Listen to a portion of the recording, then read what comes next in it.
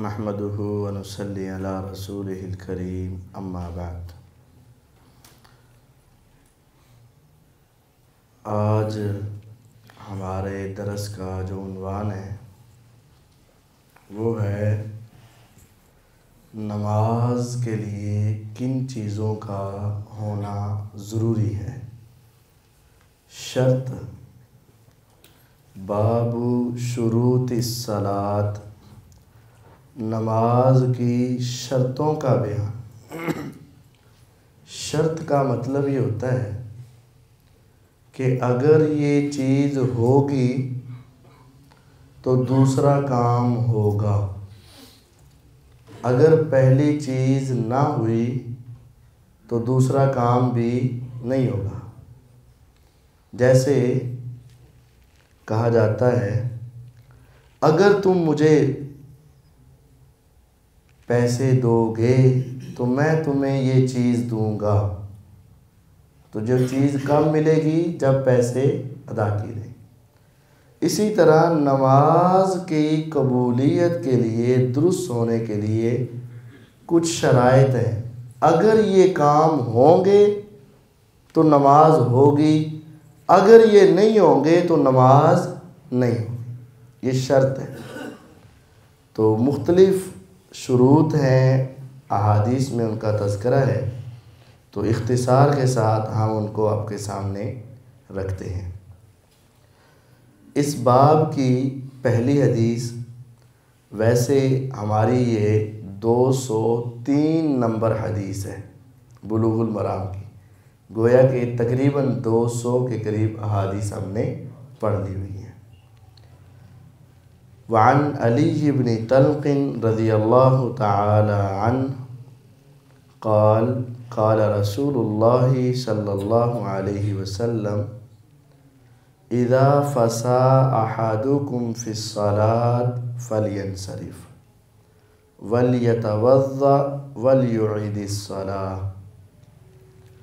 अली बिन तल्क़ रज़ियल्लाहु तआला अन्हु फरमाते हैं कि रसूलुल्लाह सल्लल्लाहु अलैहि वसल्लम ने फरमाया, नमाज के दौरान अगर तुम में से किसी एक का वज़ू टूट जाए तो वो नमाज छोड़कर चला जाए और वज़ू करे और नमाज दोबारा पढ़े। इसका मतलब नमाज के लिए वज़ू का होना क्या है? शर्त है। जब तुम में से कोई एक नमाज पढ़ रहा है, उसका वज़ू टूट गया दुराने नमाज, तो वो नमाज छोड़ दे वहाँ।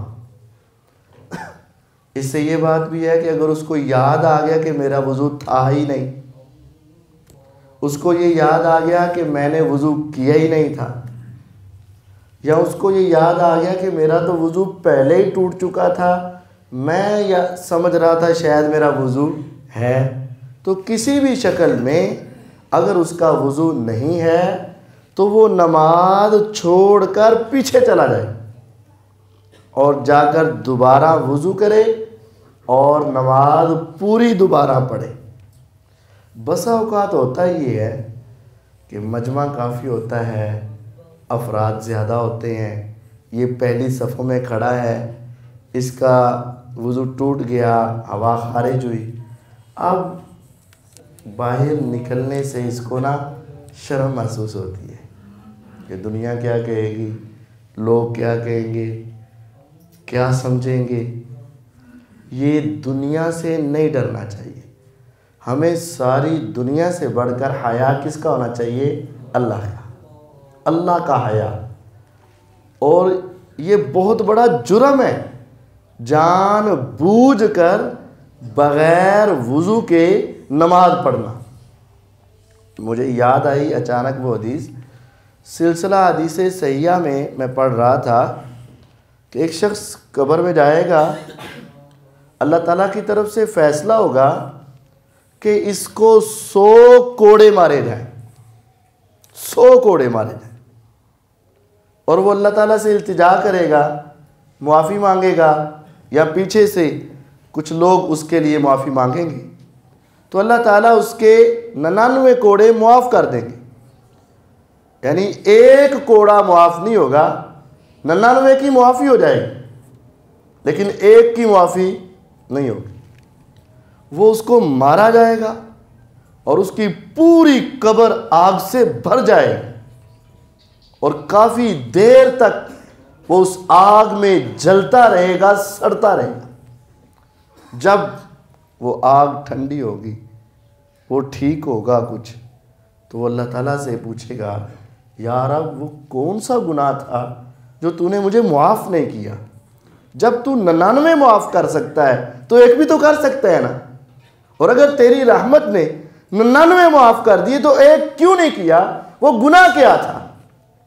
तो कहा जाएगा कि तूने एक नमाज जानबूझकर बगैर वुज़ू के पढ़ी थी, उसकी ये सज़ा मिल रही है।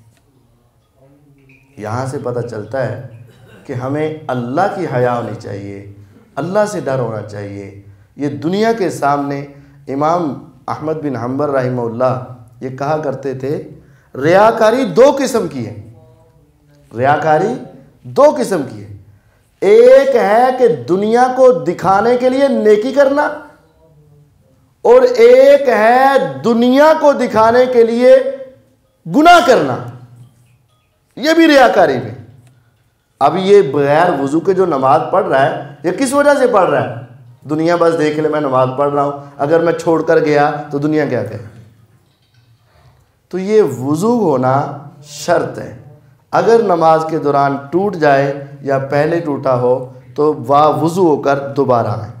अब आपने अगर 1 2 3 4 रकात पढ़ी, आखिर में पहुंच गए, तशहुद में भी पहुंच गए, फिर भी अगर वुज़ू टूट जाता है तो वापस आकर पूरी नमाज दोबारा पढ़नी।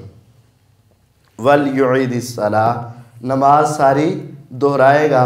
अब वो जो पहले पढ़ी गई वो फ़राइज़ की अदायगी नहीं हुई, लेकिन उसका सवाब अजर तो मिलेगा ही ना। जो आपने अल्फाज पढ़े, मेहनत की, अल्लाह के सामने झुके, उसका सवाब ज़रूर मिलेगा, लेकिन अभी फ़र्ज़ उसका अदा नहीं हुआ है। ये रिवायत अबू दाऊद, तिरमिज़ी, नसाई, इब्न माजा में आती है। अबू दाऊद में इसका नंबर 205 है। ये बावुज़ू होना शर्त है। दूसरी शर्त, व अन आइशा रज़ियल्लाहु तआला अन्हा अनिन नबी सल्लल्लाहु अलैहि वसल्लम क़ाल ला यक़बलुल्लाहु सलात हाइज़ इल्ला बिख़िमार। आयशा रज़ियल्लाहु अन्हा फरमाती हैं कि पैगम्बर अलैहिस्सलातु वस्सलाम का ये इरशाद आली है कि अल्लाह ताला बालिग औरत की नमाज बग़ैर दुपट्टे या चादर के कबूल नहीं करते। छोटी बच्ची है, वो अगर थोड़ा सा भी सर ढाँप लेती है, खिमार बड़ी चादर को कहते हैं, तो उसके लिए गुजारा चल जाएगा। लेकिन औरत अगर लड़की बालिग हो चुकी है तो अब उसके ऊपर बड़ी चादर का होना ज़रूरी है, जो उसको सर को, सर के बालों को और पूरे पर्दे के अंदर आए, तो अल्लाह ताला उसकी नमाज कबूल करेंगे। इसका मतलब हुआ औरत के लिए सर ढाँपना क्या हो गया? शर्त हो गया। अल्लाह ताला औरत की नमाज बग़ैर सर ढाँपे कबूल नहीं करते। ये रिवायत अबू दाऊद में 641 नंबर है। यहाँ से जहाँ ये पता चलता है कि औरत के लिए सर ढाँपना शर्त है, तो इसका मतलब क्या निकला कि मर्द के लिए सर ढाँपना शर्त नहीं है। क्योंकि अगर सब के लिए होता, जिस तरह बावुज़ू होना सब के लिए ज़रूरी है, वहाँ मर्द या औरत को ख़ास किया गया नहीं, और यहाँ औरत का लफ्ज़ ज़रा ख़ास किया गया। इसका मतलब ये है कि ये मामला किसके साथ ख़ास है? औरत के साथ। हाँ, हमारे मुआशरे में दोनों तरफ सख्ती पाई जाती। एक तरफ सख्ती ये है कि बग़ैर टोपी के नमाज होती नहीं, ये फ़र्ज़ है। तो ये दीन के अंदर अपनी तरफ से सख्ती है। जब अल्लाह ताला ने ये कोई पाबंदी नहीं लगाई और नबी करीम सल्लल्लाहु अलैहि वसल्लम ने ये पाबंदी सिर्फ औरत के लिए लगाई है। अगर आप समझते तो मर्द के लिए भी लगा देते, लेकिन आपने मर्दों के लिए पाबंदी नहीं लगाई। तो इसका मतलब ये कहना कि बगैर टोपी के नमाज होती नहीं, ये गलती है। और दूसरी तरफ ये समझ लिया गया है कि हमने पहननी ही नहीं, क्योंकि हो जाती है ना, इस वास्ते ऐसी पानी ही नहीं। तो ये दोनों इंतहाएं गलत हैं। पहननी चाहिए, ख्याल रखना चाहिए, और इंसान एक बावकार और अच्छा लगता है तो सर ढांपना चाहिए। और अल्हम्दुलिल्लाह हमारी आदत है, तो ये तमाम तलबा, तमाम नमाजी, तमाम अफराद से हमारी ये गुजारिश है कि सर ढांप कर रखा करें। लेकिन एक ने ये कहा कि इसके बगैर नमाज होती ही नहीं, और दूसरे ने कहा मैंने सारी ज़िंदगी कभी पहननी ही नहीं। ये दोनों ही गलतियाँ हैं, हमें इसका ख्याल रखना चाहिए। हाँ, एक बात ज़हन में रखें कि बाज़ दोस्तों ने अपनी मसाजिद में पीछे करके एक टोकरी रखी होती है, और उस टोकरी में कुछ नायलून की, लैलन की टोपियाँ रखी होती हैं, या फिर वो खजूर की छाल वाली वो टोपी। तो ये ऐसी टोपी नहीं रखनी चाहिए। क्यों? या बनी आदम खुदू ज़ीनतकुम इंद कुल्ली मस्जिद, 8वें सिपारे में अल्लाह ताला का फरमान है, ए आदम की औलाद, नमाज के वक़्त खूबसूरत होके आया करो। तो वो टोपी तो खूबसूरती नहीं है ना, वो तो सभी जानते हैं कि इंसान वो पहनकर एक अजीब कैफियत का इंसान शाहकार नज़र आता है। तो ऐसा नहीं होना चाहिए। अच्छा लिबास, अच्छी टोपी, अच्छी हालत, अच्छी वज़ाकता नमाज के लिए है। यहाँ शराइते नमाज का जिक्र है, तो औरत के लिए सर ढांपना शर्त है, ज़रूरी है। अगर उसका सर ढांपा हुआ नहीं है तो औरत की नमाज कबूल नहीं है। तीसरी हदीस, वअन जाबिरिन रज़ियल्लाहु तआला अन्हु अन्न नबिय्य सल्लल्लाहु अलैहि वसल्लम क़ाल लहू इज़ा कान अस-सौबु वासिअन फल्तहिफ बिही यानी फ़िस्सलात वली मुस्लिमिन फ़खालिफ बैन तरफ़ै व इन कान ज़य्यिकन फत्तज़िर बिही। मुत्तफ़क़ुन अलैह। बुखारी के अंदर, मुस्लिम के अंदर ये हदीस है। बुखारी में 361 है। जाबिर रज़ी अल्लाह तआला अन्हु फरमाते हैं कि मैंने नबी अलैहिस्सलातु वस्सलाम से पूछा था कि क्या एक कपड़े में नमाज हो जाती है? अब गौर करें, सहाबा को ये सवाल करने की नौबत क्यों आई कि एक कपड़े में नमाज हो जाती? बसा औकात उनके हालात इस कदर टफ हो जाते, टाइट हो जाते, परेशान कुन हो जाते कि घर में जिस्म पर पहनने के लिए एक जोड़ा भी पूरा नहीं है कि कमीज़ और शलवार हो बस। हमारे घरों में मेरे और आप सभी जानते हैं, गर्मियों के अलग हैं और सर्दियों के अलग हैं। और गर्मियों के 6-8 जोड़े तो हर एक के होते हैं, और सर्दियों के भी 5-7 जोड़े होते हैं।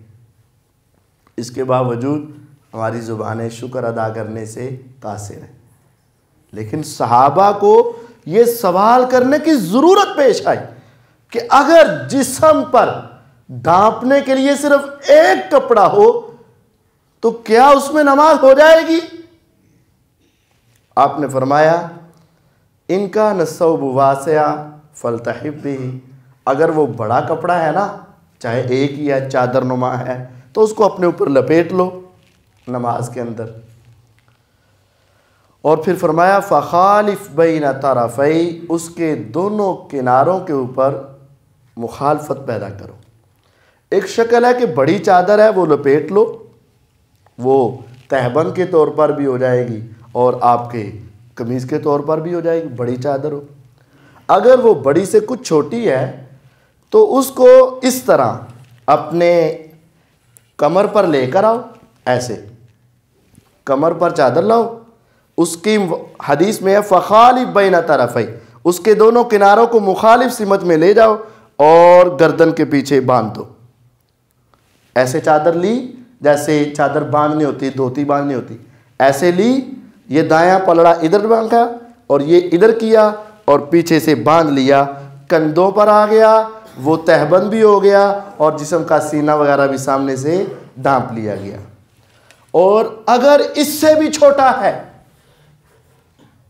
अगर कपड़ा इतना भी नहीं है कि वो ऐसे ऊपर कंधों तक जा सके, तो फिर फरमाया व इनका न ज़य्यिकन फत्तज़िर बिही, अगर वो इससे भी तंग हो तो सिर्फ अपना तहबंद ही बांध लिया करो। इसका मतलब मर्द के लिए शर्त क्या है, जरूरी क्या है, जिसके बगैर गुजारा ही नहीं, वो ये है कि आप अपना तहबंद बांध लें। अगर इससे ज़्यादा है तो आप उसको लेकर अपने किनारे दाएं बाएं करके पीछे से बांध लें। अगर इससे ज़्यादा है तो आप अपने पूरे जिस्म पे लपेटें, और अगर इससे ज़्यादा है तो आप अपने सर पर भी रखें। इससे भी समझ आ रही है कि सर पर रखना मर्द के लिए अच्छी बात है, लेकिन ऐसा कहना कि इसके बगैर नमाज ही नहीं होती, ये कहना दुरुस्त नहीं है। अगर ये दुरुस्त होता कि भाई सर पर कोई चीज़ रखना फ़र्ज होता, शरत होता, इसके बगैर नमाज नाक़िस और नामुकम्मल होती, तो फिर आप इसके बारे में भी कोई ना कोई इरशाद फरमा देते। लेकिन आपने क्या कहा, अगर कपड़ा लंबा है, वसी है, तो उसको लपेट लो, और अगर उससे थोड़ा सा कम है तो उसको ऐसे लपेटो कि उसके किनारे तुम्हारे कंधों पर एक दूसरे की मुखालिफ सीमत में आ जाए।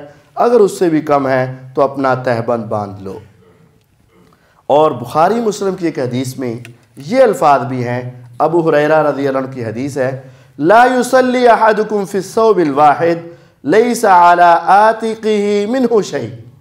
एक कपड़ा भी होना तुम्हारे पास तो नमाज इस तरह पढ़नी है कि तुम्हारे कंधों पर कोई चीज जरूर हो।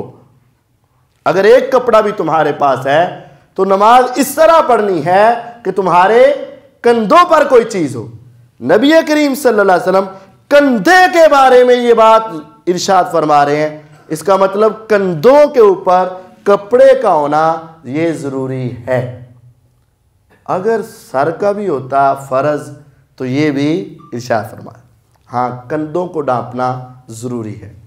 अब यहाँ बाज़ भाई गर्मी के मौसम में वो ऐसी बुनियान होती है जो स्लीपलेस ही होती है, वो बिल्कुल हल्के हल्के उनके मतलब कंधे के ऊपर होते हैं, हालांकि उनके पास कमीज़ मौजूद है, उनके पास शर्ट मौजूद है, उनके पास और कपड़े मौजूद हैं, तो उन कपड़ों की मौजूदगी में उस बुनियान में नमाज पढ़ना दुरुस्त नहीं है, क्योंकि ये तो एक मजबूरी की हालत है ना। वैसे तो कहा गया पूरा जिस्म लपेटो, तो उस बुनियान में नमाज हो जाएगी उस शक्ल में जब तुम्हारे पास और कुछ नहीं। अगर तुम्हारे पास और वसी कपड़े मौजूद हैं तो नमाज के वक़्त अच्छा लिबास पहनना ये अल्लाह ताला का हुक्म है कुरान मजीद में।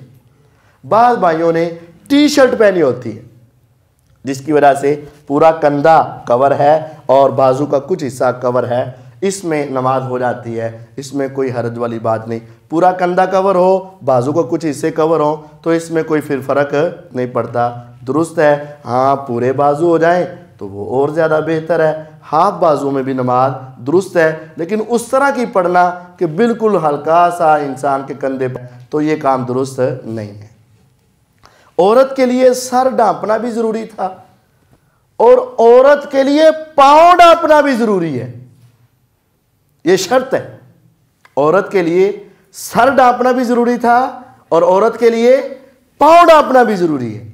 यह हदीस है अबू दाऊद में 640 नंबर, वअन उम्मी सलमता रज़ियल्लाहु तआला अन्हुमा, सय्यदा उम्मे सलमा रज़ियल्लाहु अन्हा नबी अलैहिस्सलाम की ज़ौजा मुहतरमा आपसे सवाल करती हैं, अतुसल्लिल मरअतु फ़ी दिर्इन व ख़िमार बिग़ैरि इज़ार,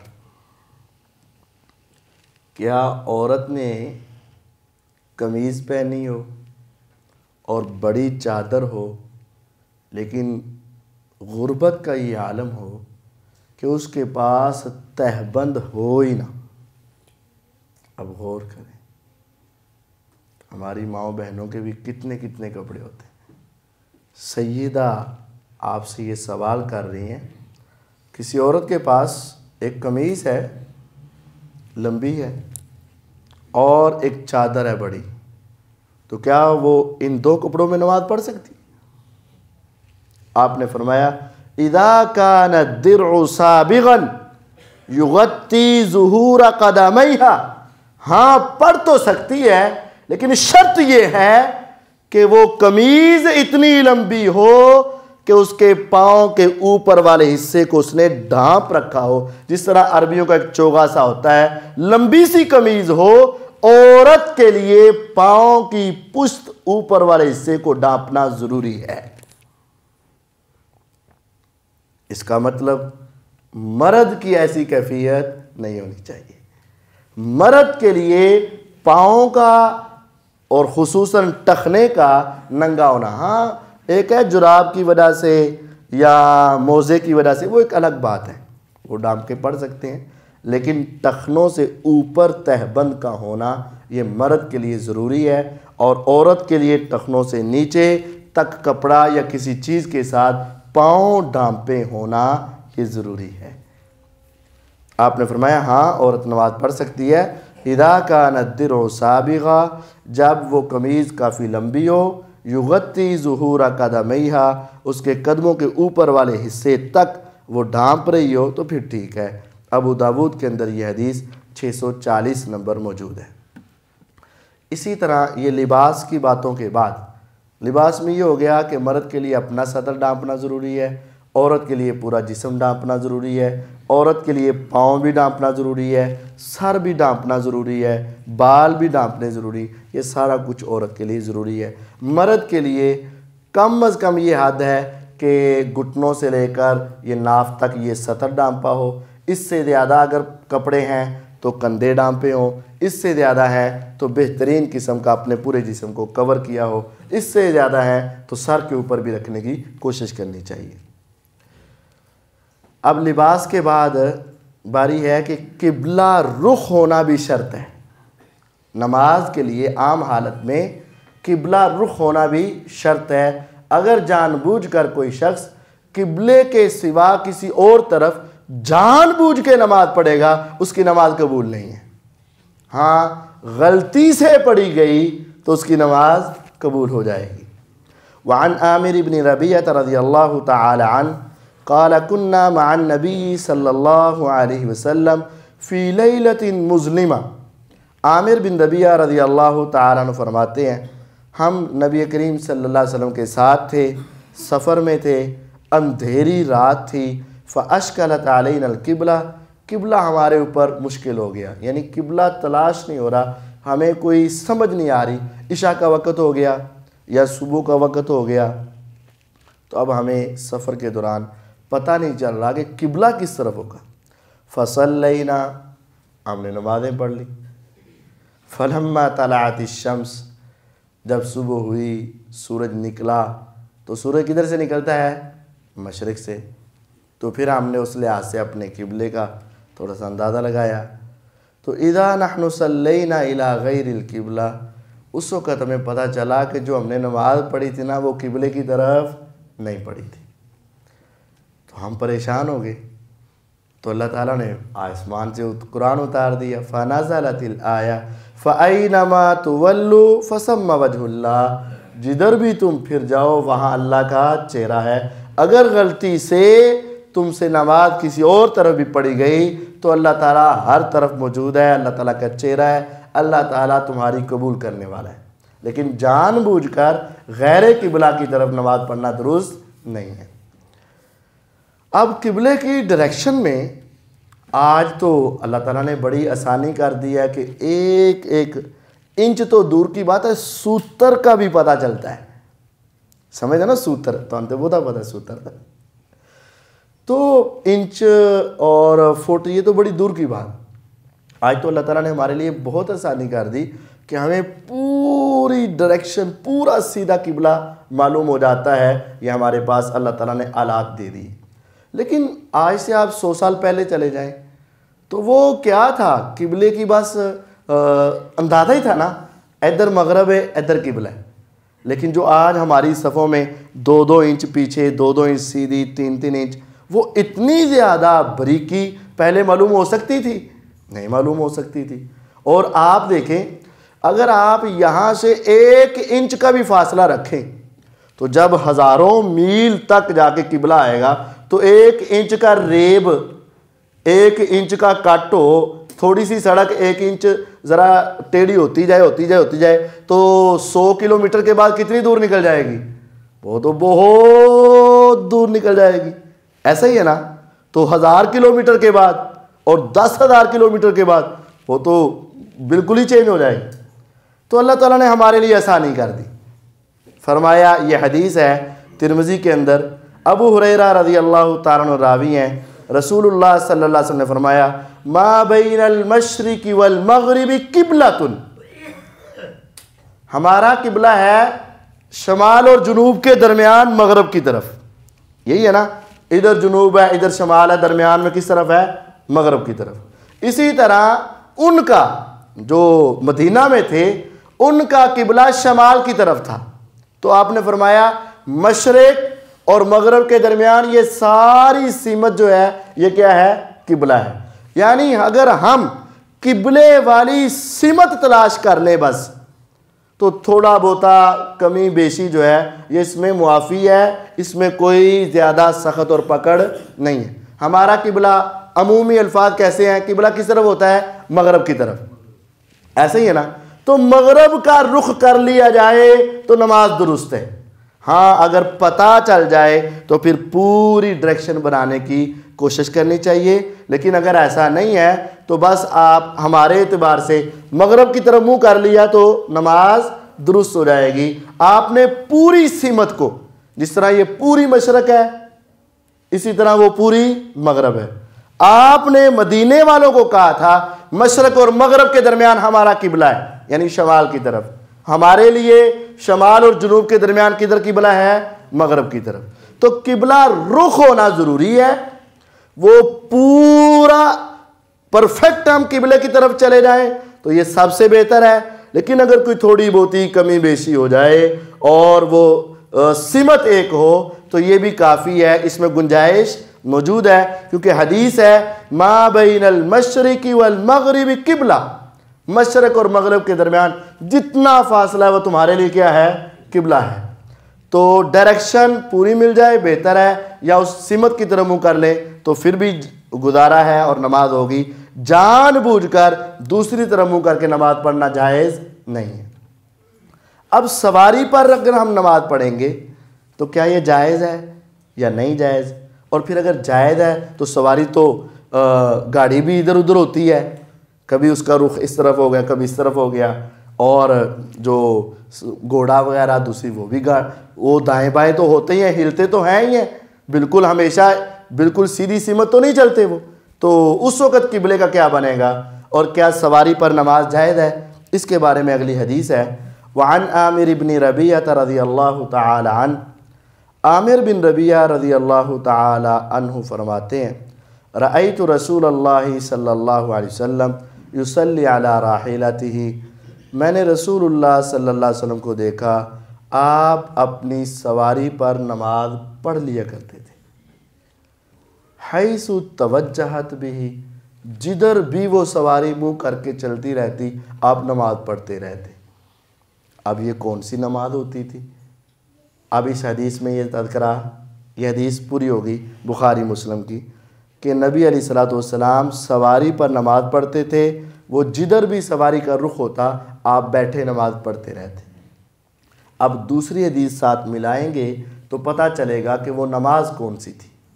वो बुखारी में ही है, यूमिउ बिरअसिही, आप अपनी सवारी पर बैठकर सर के इशारे से रुकू सजदा किया करते थे।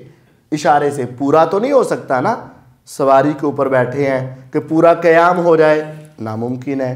पूरा उस तरह रुकू हो जाए या पूरा सजदा हो जाए, पूरा तशहुद, ये नामुमकिन था।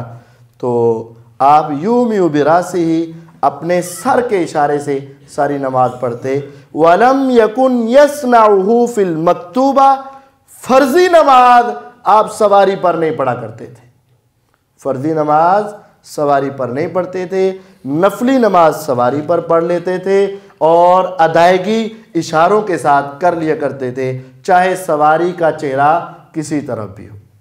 बाद लोग आज इस हदीस को लेकर ट्रेन के अंदर, बस के अंदर, ढाबों के अंदर फ़र्ज़ नमाज़ें भी पढ़ते जा रहे होते, ज़ोर भी, असर भी। वो मैं उम्रे के लिए गया तो जब वहाँ से वापस निकलने लगे तो गाड़ी में बैठ गए, तो हमने एयरपोर्ट में, जद्दा एयरपोर्ट तक वो अगर सारी सवारियाँ भी इकट्ठे कर करके भी पहुँचे तो 1.5-2 घंटे में पहुँच जाते हैं। वैसे तो पौने घंटे का रास्ता है। तो वो हाजी साहिबान साहब को, वो जमात वाले भाई, और जी नमाज़ पढ़ लो, नमाज़ पढ़ लो, जो मगरब भी और ईशा भी, मगरब भी ईशा। तो समझाने की कोशिश की कि मगरब ईशा या तो आप उतर कर आराम से पढ़ लें, हरम भी है, इधर भी है, तो या आप वहाँ जाके पढ़ लीजिएगा। तो वो मानने के लिए तैयार ही नहीं हुए। उल्टा फिर वो कह देते हैं कि आप नमाज लेट करते हो, नमाज को आप मामूली समझते हो, सफ़र को तुम आम समझते हो, ये वो बात। हालांकि असल मसला ये हदीस का है, वलम यकुन यस्नाहु फिल मकतूबा, आप फ़र्ज़ी नमाज सवारी पर नहीं पढ़ा करते थे, नफली नमाज पढ़ सकते। हत्ता कि अगर आपने 12 घंटे का, 18 घंटे का भी सफ़र करना है, जहाज में सफ़र करना है, लंबा सफ़र भी है, तो मुसाफिर को यह छूट है कि आप वहां पहुंचकर सारी नमाजों की कज़ाई दे दें, सारी नमाजें जाके अदा कर लें, कोई गुनाह नहीं होगा। लेकिन अपनी सवारी पर फर्जी नमाज पढ़ना, ऐसी सवारी जहां हम नमाज पूरे सही तौर पर अदा नहीं कर सकते, ये दुरुस्त नहीं। एक सवारी है जिसमें नमाज पढ़ी जा सकती है, जैसे बहरी जहाज़, जहां आपको एक पूरा माहौल मिल जाए, उसमें तो पूरी मस्जिद भी बनी होती है। उस सवारी के अंदर वो चूंकि एक घरनुमा चीज़ है और आप अपनी नमाज पूरे तौर पर सही तौर पर अदा कर सकते हो, तो वहां वो पढ़ लो। लेकिन ये गाड़ी के अंदर या घोड़े के ऊपर या ऊंट के ऊपर या ऐसी चीज़ों में जहां आप नमाज पूरी सही अदा नहीं कर सकते, वहां नहीं करनी। और फिर इस सवारी के लिए भी एक शर्त है, सवारी पर नफल पढ़ने के लिए भी क्या है, एक शर्त है। वो क्या? वो अबू दाऊद की हदीस में है। तो अब देखें, एक हिस्सा आया बुखारी की हदीस में, फिर उसका दूसरा हिस्सा बुखारी की दूसरी हदीस में, और अब तीसरा हिस्सा अबू दाऊद में। जब तक तीनों हदीसों को मिलाया नहीं जाएगा, मसला सही समझ नहीं आएगा। अबू दाऊद की हदीस है, हज़रत अनस रज़ी अल्लाह अन्हु फरमाते हैं, वकाना इदा साफरा, नबी अलैहिस्सलातु वस्सलाम जब सफ़र करते, फ़अराद अन यततव्वअ, और नफली नमाज पढ़ने का आपका इरादा होता, इस्तक़बला बिनाक़तिहिल क़िबला, नमाज शुरू करने से पहले आप अपनी ऊँटनी का चेहरा किबले की तरफ करते, फ़कब्बरा, आप उस तरफ मुँह करके अल्लाहु अकबर कहते, नमाज शुरू करते, सुम्मा सल्ला, फिर नमाज पढ़ते, हैसु काना वजहु रिकाबी, फिर उसके बाद जिधर भी उसका चेहरा होगा फिर उसकी खैर है। इसका मतलब नफली नमाज सवारी पर पढ़ सकते हैं, फर्जी नहीं। नफली के लिए भी ये शर्त है कि जब आपने आगाज करना है उस वक़्त आपका और आपकी सवारी का चेहरा किस तरफ हो, किबला रुख हो। उस वक़्त आपका और आपकी सवारी का चेहरा किबला रुख हो। बिल्कुल जैसे आप बैठे हो, गाड़ी चल रही है, जिधर भी आप बैठे हैं उधर ही आप नमाज शुरू कर दें तो नफल भी दुरुस्त नहीं है, किबला रुख होना ज़रूरी है। और ये हदीस अबू दाऊद के अंदर है, 1225 नंबर हदीस है और इसकी सनद सही है। अल्लाह ताला हमें समझने और अपनी इस्लाह करने की तौफीक अता फरमाए। व आखिरु दावाना अनिल हम्दुलिल्लाहि रब्बिल आलमीन।